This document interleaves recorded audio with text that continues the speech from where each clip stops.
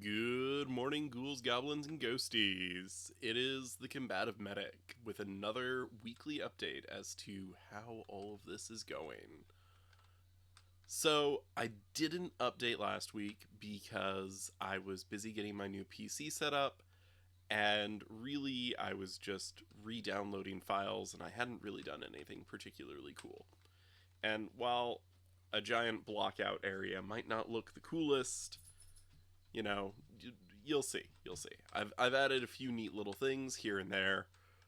I did a little bit of experimenting with various different textures, making different things try to look good.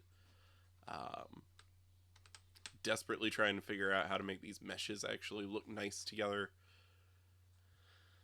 I re-added all of the features that existed previously, but to stop the zombies from harassing me, I simply removed the uninfected tag from the player, so they still have all the capabilities that they had before. I just removed it for sake of ease. Also, since I already had firing set up and running for the most part, I stopped focusing on that so much. I want to start working on a melee system soon. I've got a lot of different weapons that I'm thinking about adding. Um, I spend a decent amount of time working on this lovely thing. They're not interactive yet. They just kind of swing a little bit on their own at different rates. Um,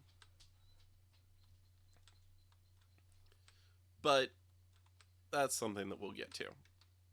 Let me.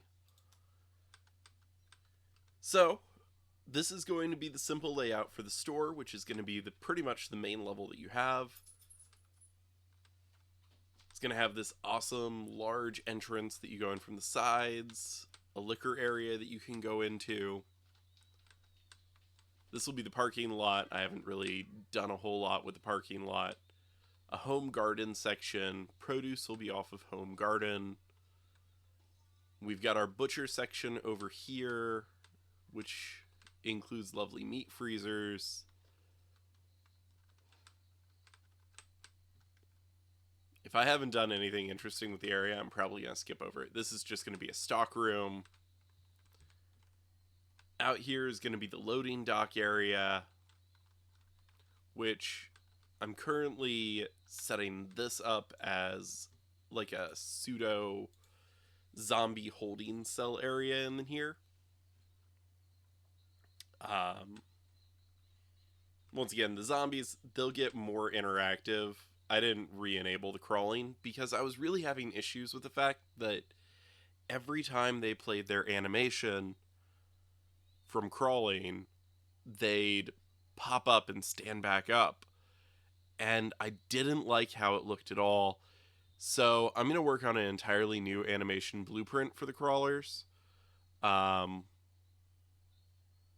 but I haven't implemented that yet, so I just switched him back to walking like these guys for now, and then I'll change the crawling later.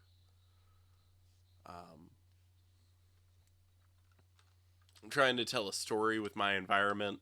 That way, when you come out here and you see all this stuff, it's gonna, you know, be intriguing and kind of have a story that it's telling you itself, even, you know, without anything else.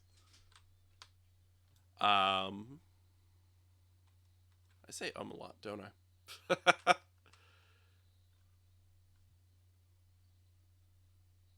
A lot of time and effort that I've been putting in has been on getting this looking right because I'm not 100% sure if I want to include it or not. Um, oh, they swing differently every single time, by the way.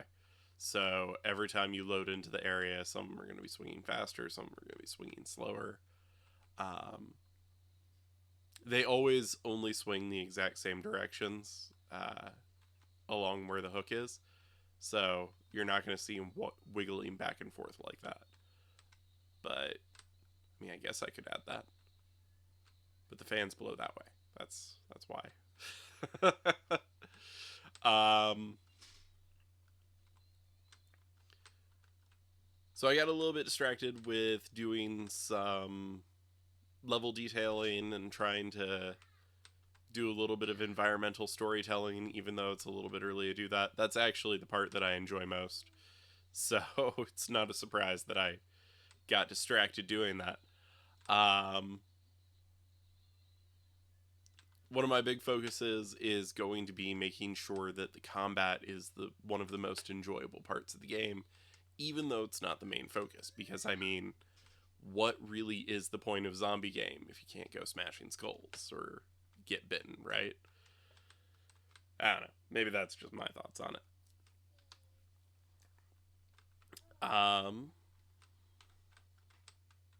So yeah, that's what I've been working on. A lot of it has been just updating to the new computer, so that way all of the zombies and files and everything still work.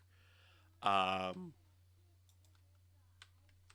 Doing this whenever I have spare opportunity, and really just kind of trying to get into the whole zombie apocalypse mindset. So yeah, I hope you guys enjoy the progress that's been made.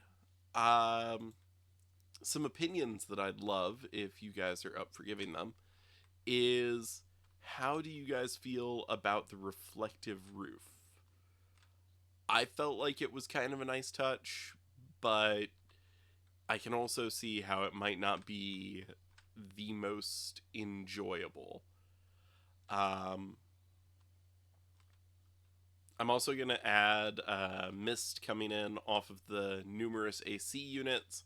I might adjust the number of AC units as I do research about how many AC units you actually need for a meat freezer like this. Um, as of right now, the cows as they are actually too tall for me to hang on the lower hooks. They stick through the floor. I could scale them to a smaller size, but I really didn't enjoy how they looked. If I scaled them down, then I could disable the animation that's attached to them and just change them into being a ragdoll that's got an anchor. Um, that way, your input is the only thing that actually moves it or matters. I'm not sure how much I enjoy that idea because the rhythmic swinging at different rates kind of entertains me. Um, I'm also going to be taking the uninfected tag and applying it to the meat itself. So when the lovely zombies get into this area, when they see it, they'll all of a sudden start beelining towards it and start playing their attack animations. And then I'll set the logic so that way they only do the bite animations and they skip over the whole clawing at them animations. But yeah, that's what I'm thinking. That's kind of the direction that I'm going for the time being.